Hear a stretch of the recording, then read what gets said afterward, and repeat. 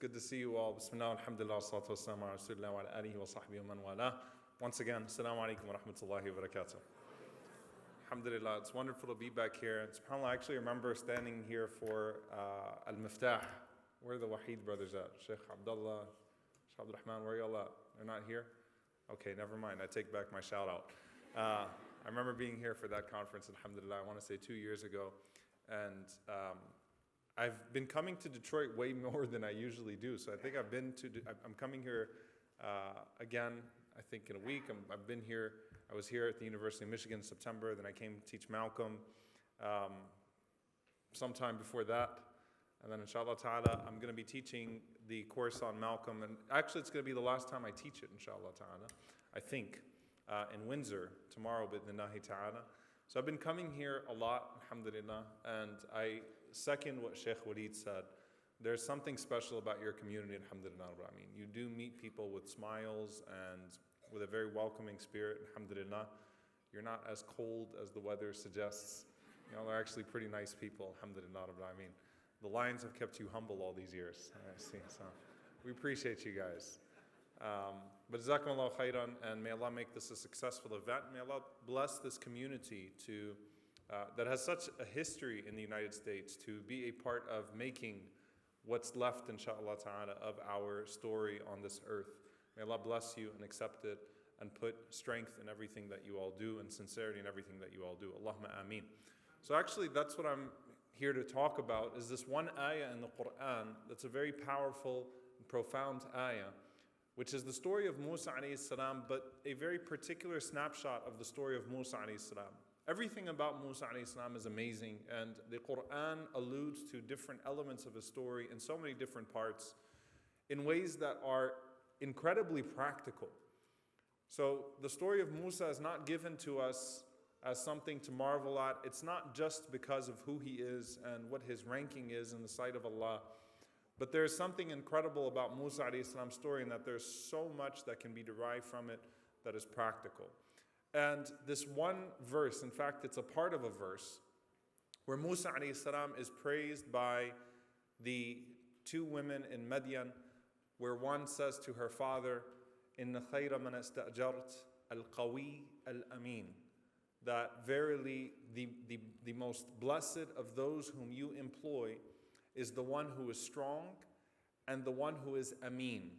For now we'll say trustworthy, but mentions these two qualities, basically telling her father that this is a good man to employ as a shepherd and to bring into your business because he is strong and he's trustworthy. And these two qualities are significant qualities. And here's one of the mistakes that we make when we read the Quran many times, is that we only see the story through one vantage point. Whereas what's really powerful about the Quran is that you can always see it from various vantage points. Sometimes you are society when you're reading a story in the Quran. Sometimes you are seeing things through the lens of trial and through the lens of the Prophet. Sometimes you need to warn yourself to not be the villain, to not treat people the way that other people treated the people of Allah subhanahu wa ta'ala, the men and women of God in the Quran. Sometimes you're the supporter or the detractor that is more subtle in the way that they support or that they take away from someone's potential greatness. In this situation, Ibn Mas'ud radiallahu ta'ala anhu praises the young woman who spoke to her father in support of Musa alayhi salam because it's significant. He says, "Afrasun nas thalath," that the three people who had the greatest insight in history were three. And he mentions first and foremost Abu Bakr radiallahu ta'ala anhu when he appointed Omar ibn Khattab radiallahu ta'ala anhu to be the Khalifa. Abu Bakr saw something in Omar that was special, that made him qualified to continue upon the guidance of the Prophet sallallahu alaihi wasallam as implemented by Abu Bakr radiallahu ta'ala anhu, and to take it to places that it has never been taken before. Abu Bakr trusted him for those very same two things that Musa alayhi salam is praised for, his strength and his integrity. He trusted him for that. And so the firasa of Abu Bakr, when he looked at Umar ibn Khattab, and he saw in Umar radiallahu ta'ala anhu a capable leader. So he said the first person is Abu Bakr with his firasa, into Umar, with the way that he saw his insight into the character of Umar al-Khattab radiallahu anhu and his belief that Umar would succeed. So the second person was the wife of Al-Aziz when she saw Yusuf alayhi salam, and she knew that this kid was special. And she says, "Akrimi mathwah." Let's honor this child. Let's take care of this child because something is going to come out of this child. This is not a normal child. And then he mentions this young woman in Madian when she saw Musa alayhi salam, and she saw in Musa alayhi salam these special qualities and told her father that this is someone that you should employ. And that would enable Musa alayhi salam in a way that he had not been enabled before. That would give Musa alayhi salam a trajectory. And it comes from the firasa, it comes from the insight of this woman when she saw in Musa alayhi salam something special and said that this is not a normal man. And a lot of times we want to be the ones that are supported, but we take away value from the one that's doing the supporting. And if you are that person that plants a seed or plants a good word in someone's ear, Sheikh Walid talked beautifully about this idea of using encouraging and empowering words. And that's the beautiful thing about the Prophet ﷺ, is that even when he had to remove you from a task, he still said something that was motivating. He put you to work some other way. Right? So if you're not fit for this, the Prophet ﷺ found something else that you're fit for, and the Prophet ﷺ mentioned why he was doing that. And instead of elaborating or expanding upon the qualities that make you unfit for one role, the Prophet ﷺ expanded on the qualities that make you fit for another. And that's the empowering language of the Prophet ﷺ, because if you are the one that plants that good word in someone's ear, that tells someone something they need to hear so that they feel inspired to go do something great, الدال على الخير كفاعلي. The one who does good is like, the one who guides to good is like the one who does it. And one form of dalala, one form of guidance, is to guide the person to where they find their own compass.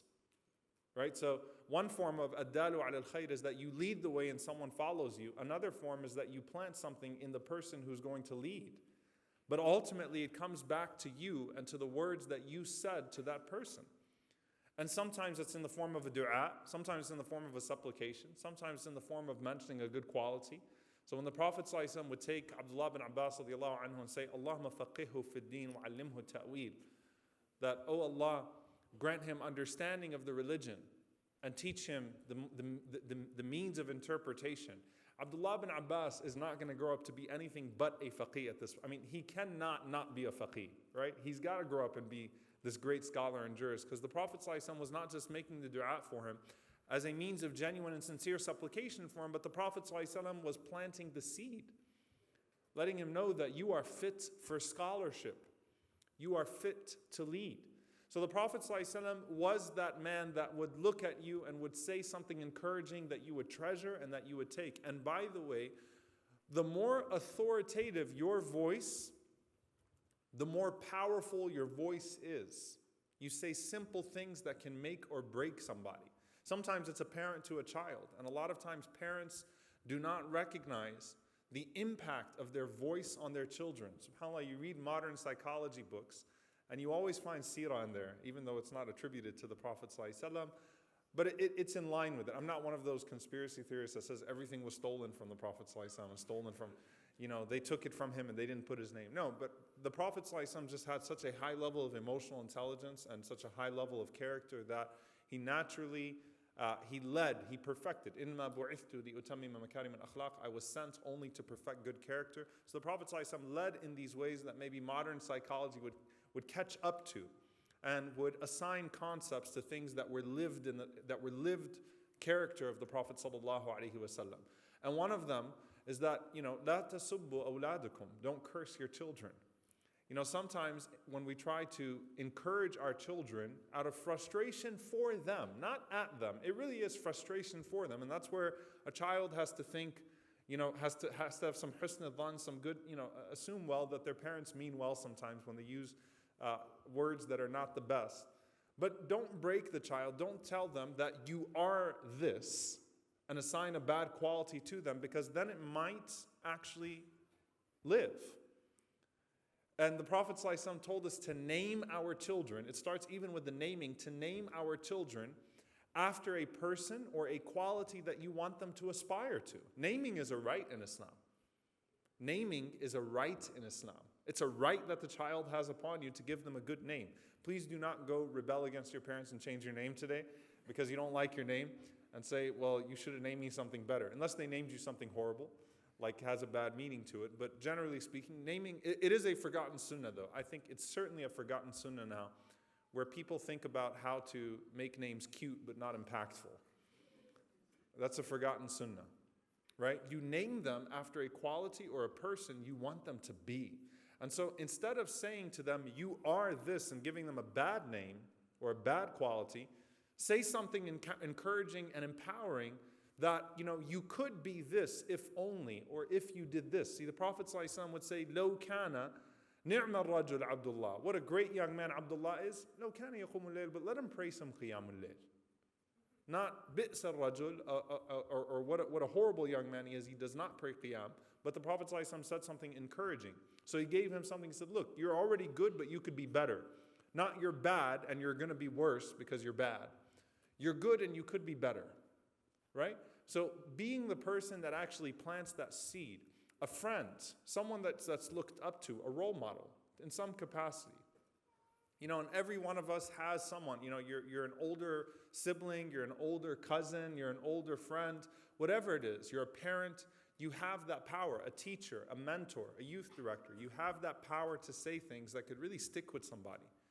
And they might remember it later on. When I talked about Malcolm, subhanAllah, one of the things that Malcolm, when he went to the Mahkamah Shari'ah in Jeddah, just to affirm his shahada, and the judge who spoke broken English said to him, I hope one day you'll be a great preacher of Islam. And it stuck with Malcolm. It really stuck with him, right? So you say something good. Imam Abu Hanifa rahimahullah ta'ala. All of the good of Imam Abu Hanifa rahimahullah goes back to Imam Sha'bi rahimahullah, who saw Abu Hanifa rahimahullah and said, you should really study. You should get into fiqh because you have the qualities of a jurist. May Allah reward Imam Sha'bi for inspiring Abu Hanifa, because without a Sha'bi planting that in his ear, history might have been very different. But he planted that. Said, you're somebody. You can live up to it. The parent to the child, right? When we look at the A'imma, when you look at Imam Malik rahimahullah's mother dressing him in the clothes of a scholar and saying, listen, idhab ila Rabi'a, go to Rabi'a. Khudh min adabihi qabla ilmihi, take from his adab, his character before his knowledge, learn, be molded into it. So planting those seeds is extremely important, and that reward of Musa's trajectory goes back to that woman that believed in him, and then the father that listened to his daughter and indeed employed Musa alayhi salam and then became his father-in-law and set him on that empowering path. So that's the first thing. I want you to think about being that supporting person, because you want to know something beautiful about that. Abu Bakr radiallahu ta'ala anhu, when he saw in Omar radiallahu anhu what he saw, and passed the khilafah on to Umar al-Khattab radiallahu ta'ala anhu. A lot of times a leader is insecure and does not want to be succeeded by someone who could do a better job or who might outshine them. It's part of the ego part, right? You want to raise your student to a point that they reach you, but some teachers don't want their students to be better than them. A great teacher wants their students to even be better than them. Raises their students to where their students even outshine them one day, right? A great mentor takes a mentee and teaches the mentee everything that they have, and then hopes that that person grows up to be even better than them and takes the good of what they gave them without the shortcomings and adds more good from other sources. Abu Bakr radiallahu ta'ala anhu has no fear of his maqam, his status in the sight of Allah or the Messenger sallallahu alaihi wasallam. But there is something about Umar al-Khattab. The Prophet sallallahu alaihi wasallam said that he saw this dream where Abu Bakr where the Prophet sallallahu alaihi wasallam was drawing water from a well, and then he handed a bucket to Abu Bakr radiallahu ta'ala anhu. Abu Bakr was drawing from the well, and there was some weakness in his pull. So Umar radiallahu ta'ala anhu took the bucket, and Umar pulled so much water from the well that he was able to give sustenance to not only everyone that was there, but even their animals, to sustain their animals. And this was leadership. This was leadership, that the Prophet ﷺ set the way. Abu Bakr radiallahu anhu preserved it, because usually you lose it right when the key figure, when there's a central figure, usually that's where it's lost, right after he's gone. Abu Bakr radiallahu anhu held it together and sort of maintained that direction, but he only lived for 2 years after the Prophet ﷺ. Omar radiallahu anhu took it over, and what did he do with the ummah? Subhanallah.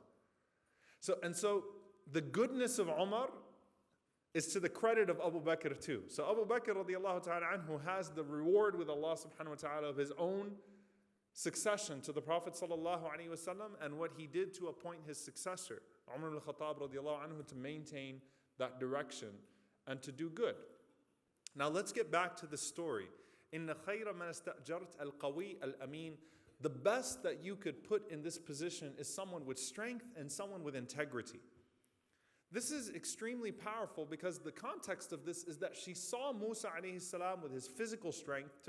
She said, she was asked that he picked up a stone that it would have taken 10 men to pick up. So it was the physical strength, and then she spoke about his amin, his integrity, the modesty that Musa alayhi salam observed around those two women. The modesty that he observed, that this is a man of integrity and honesty.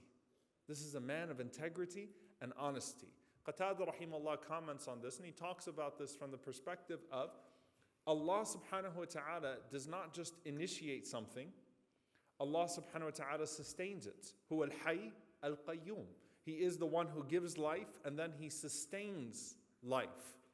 Allah subhanahu wa ta'ala is the ever-living, ever-sustaining. And so in this situation, al-qawi al-amin, one beautiful commentary on this is that quwwah is the initial strength that's necessary to usher in something great. But he is amin, trustworthy, to maintain it. You don't fear deception. You don't fear incompetence. That person is trustworthy in maintaining what they initiate of good, because many people initiate good and lose their way, usually due to corruption of self. So al-qawi al-amin, strength and integrity. The amin is meant to maintain the traction, the thrust of the quwwah, the thrust of the strength. But then when you start to look in these two qualities a little bit further, you find some very interesting and beautiful things about this. The Prophet sallallahu alaihi wasallam talked about al-mu'min al-qawi. Al-mu'min al-qawi khayrun wa ahabbu ila Allah min al-mu'min al-da'if. وَفِي كُلٍّ خَيْرٍ. The strong believer is better than the weak believer, but there's good in all of them. Was the Prophet ﷺ just talking about physical strength? No. We often conflate strength with power. A person that has a lot of power but does not know how to use that power to the benefit of people or check their own power is not a strong person. Some of the weakest cowards in the world maintain some of the largest arsenals in the world. They have power, but they don't have strength. It's the same way that we conflate information and knowledge. Many people have a lot of information, but they don't have ilm. They don't have knowledge. And the part of strength here that was being praised about Musa alayhi salam was not just the physical strength, because it wasn't just the power that he showed, but the fact that he used his power for good. Musa alayhi salam did not walk in there like a bodybuilder and put on some futile display and then not do anything with it. It is strength because Musa used his strength for those who didn't have it. That's what quwwah is. That's what strength is in the Islamic conception. Power that's used for good. And you can't use it for good unless you know where it comes from, because that's what keeps you humble. You know that it's not actually your power in the first place. And so there are different types of strength. There's physical strength. There's the mental strength that's needed on the part of a leader. There's the emotional strength that's needed on the part of a leader. Part of that requirement of constantly going back to your personal reservoir of spirituality is that you need to maintain resilience so that you don't break. You can't be steadfast if you're not sincere. You can't be steadfast if you're not sincere. Eventually you crack. So there's mental, emotional strength. There's the strength of resilience. There's the strength of wisdom. The Prophet ﷺ referred to لَيْسَ الشَّدِيد بِالسُّرْعَةِ, that it's not, the strong person is not the one who overcomes the other person in combat, but it's الَّذِي يَمْلِكُ نَفْسَهُ عِنْدَ الْغَضَبِ, the one who has strength over their own self, control over their own anger, proper control of their own emotions. They know when to exert anger and how to control it once it's exerted. They know when to ignore pressure and do what's best for the people, even if those people are questioning that person. They know it because they have checks on their strength. So strength is not just physical. Strength is the sense of independence that we should seek. There's strength in financial independence. There's strength in emotional independence. There's strength in mental independence. There's strength in spiritual independence, where your iman is not tied to a person. It's tied to Allah. It's not tied to a person disappointing you or impressing you. It's tied to the one who set a standard for you and that person. Spiritual independence, emotional independence, mental independence. The Sahaba talked about this bay'ah, this pledge they took with the Prophet ﷺ, عَلَىٰ أَلَّا أَسْأَلُ النَّاسَ شَيْئًا, that I won't ask anyone for anything. And the Prophets, and they mentioned, the narrator mentioned that some of these Sahaba, if they were sitting on a horse or a camel and they dropped their salt, they dropped the whip, then they would not even ask someone to pick it up for them. They'd get down and pick it up themselves. These are Islamic concepts of strength. الْيَدُ الْعُلْيَا خَيْرٌ مِنَ الْيَدِ السُّفْلَى. The upper hand is better than the lower hand. Now all of it is blessed, but the upper hand is the giving hand, the lower hand is the receiving hand. Try to always be in a position of strength as a community and as an individual, not because you're under a false delusion of power, but because you want to give power to noble things in society. Not for yourself, for Allah. And so the quwwah here, the qawi that's being referenced here is not Musa's physical strength. It's Musa alayhi salam's noble physical strength. And the amn, that integrity that's mentioned that goes alongside with it. You know what's interesting is that Abu Dharr asked the Prophet ﷺ, radiyallahu ta'ala anhu, he asked the Prophet ﷺ for a position of leadership. And the Prophet ﷺ told him, not degrading him. The Prophet ﷺ told him, innaka da'if. He said, it's not, you don't have the strength that's necessary. But then he said, wa innaha amana, and it is a trust. He didn't say to him, you don't possess strength or amana. You don't possess strength or integrity. Because the Prophet ﷺ said, the earth has not carried a person with more integrity, with more sidq, with more truthfulness than Abu Dharr radiallahu ta'ala anhu. He said, leadership is a position of trust. Because Abu Dharr had a lot of amana, but he didn't have the quwwah that was necessary, the strength that was necessary. And that strength, and Allah knows best, was the strength of position, tribe, and the strength of position and the strength to overcome his frustration that he had with people, the strength of patience. Abu Dharr radiallahu anhu was a man of great zuhd, of great asceticism. It was very hard for him to see the success of certain people, and he was very anti-materialism. And sometimes he saw permissible acquisitions of wealth as forms of materialism. And Abu Dharr radiallahu anhu had certain barriers that would not have made him fit to be a great leader in the sense of position and authority. But he said, wa innaha amana. The Prophet ﷺ said leadership is an amana. Leadership is a trust. The message of that is that you have plenty of that. You have plenty of amana. But without quwwah, without the strength needed for that particular position, you can't maintain that amana.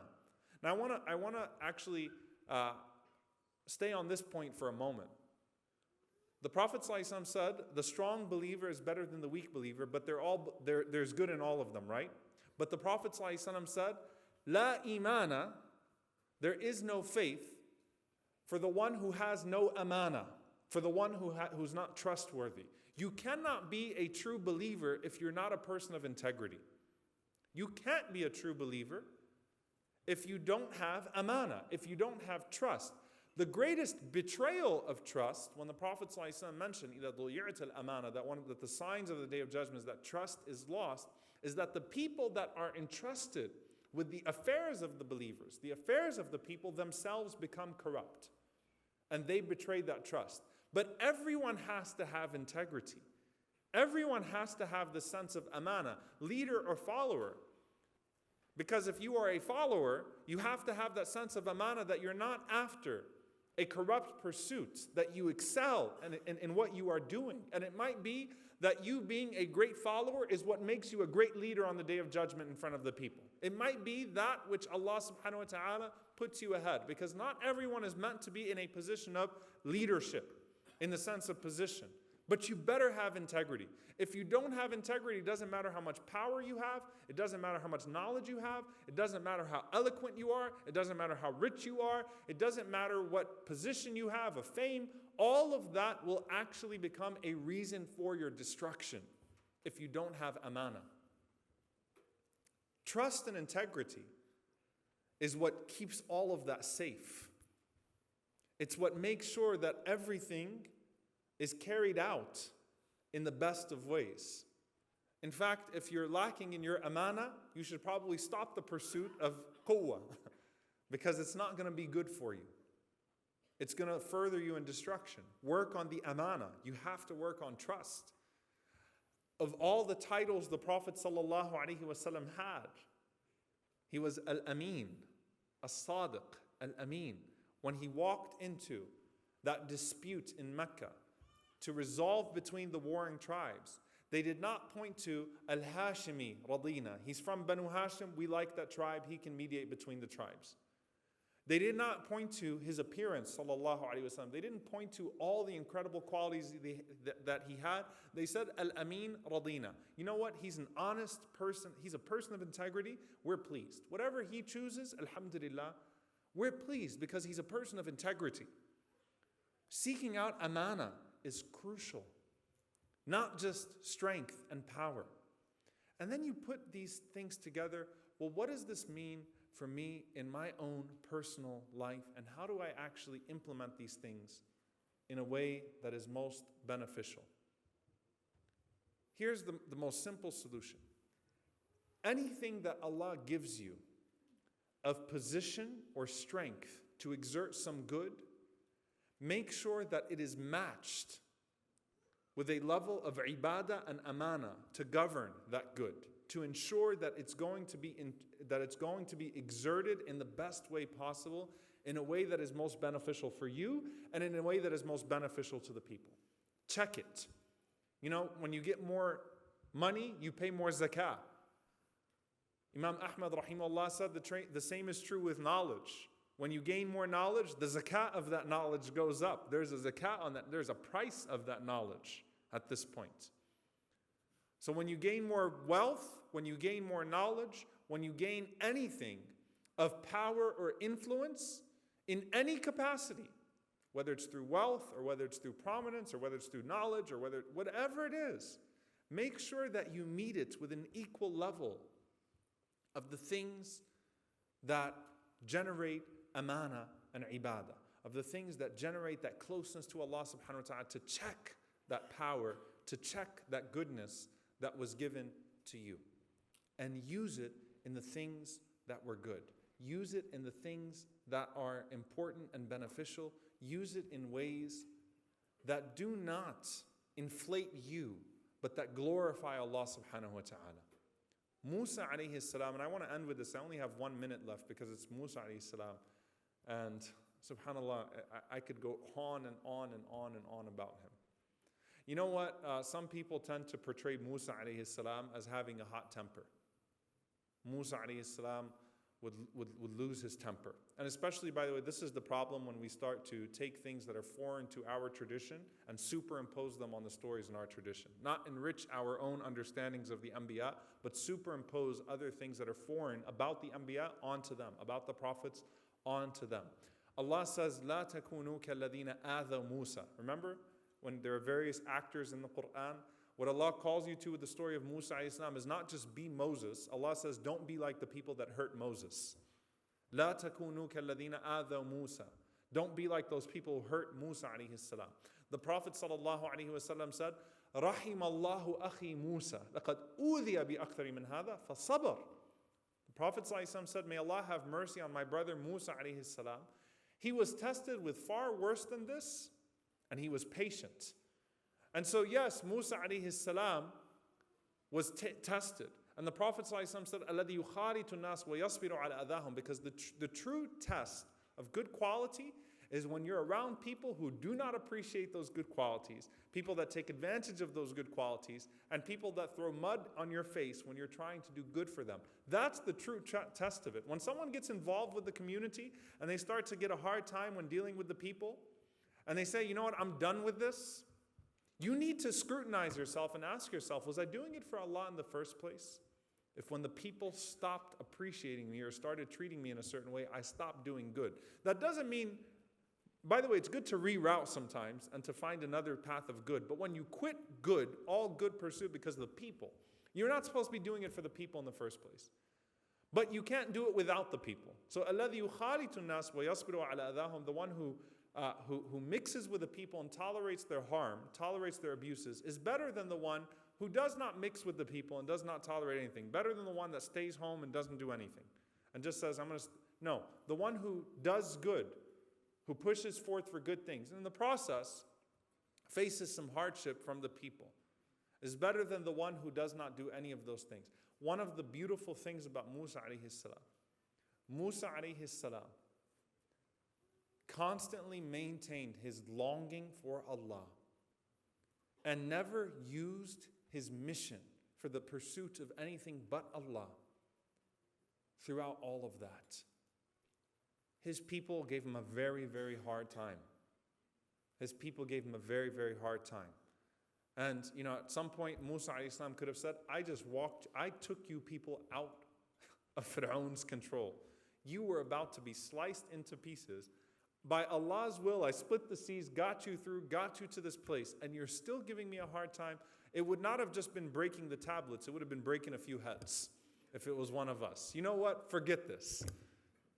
I'm done with you people. He could have walked away from his people and said no. But Musa alayhi salam stayed the course with his people. And by the way, who was La takunu kalladina adha Musa? Even the Prophet sallallahu alaihi wasallam, he was taken advantage of at times. People hurt the Prophet sallallahu alaihi wasallam from within his own ummah. People that he did much good for. It's natural because that's how Allah extracts sincerity from you. When you want to do good, you've got to have the strength of resilience, and you've got to build in equal proportion to that physical power or capacity or competency that's required for the external elements of that position. You need to make sure that you are generating more emotional, mental, spiritual strength to have resilience, to go forward and maintain integrity, to not be swayed either by the deception and corruption of yourself or by the deception of people who want corrupt ends for the community. You maintain that integrity. May Allah subhanahu wa ta'ala grant us strength in all of its ways, integrity in all of its ways. May Allah subhanahu wa ta'ala allow us to draw from that same well that the Prophet ﷺ and Abu Bakr and Omar and Uthman and Ali drew from. May Allah subhanahu wa ta'ala allow us to draw from that same well and to achieve the extension of those same wonderful things that they brought to this world. Allahumma ameen. Jazakumullahu khairan. Wassalamu alaikum wa rahmatullahi wa barakatuh.